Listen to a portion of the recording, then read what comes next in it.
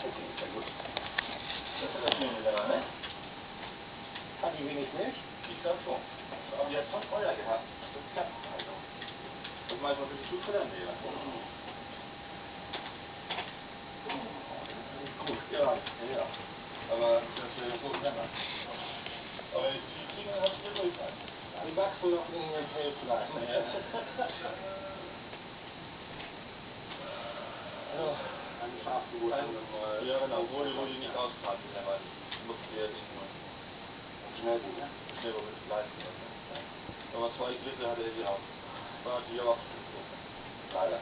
Man kommt dann auf Vogel hier etwas zu spät. Wobei ganz toll, ich glaube 2 Kaiserschnitte habe ich am Vogel gemacht, wo ich die auch wirklich, also bei den Kühen, auch lebend rausgekriegt habe. Tolle Sache.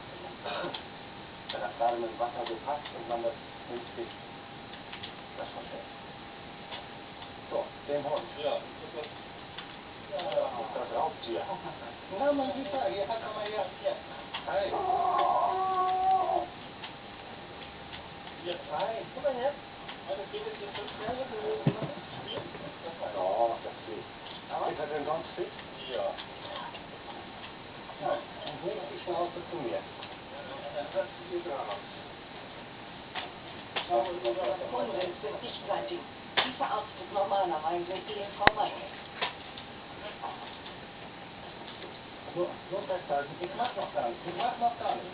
Die streiche nicht. Ja.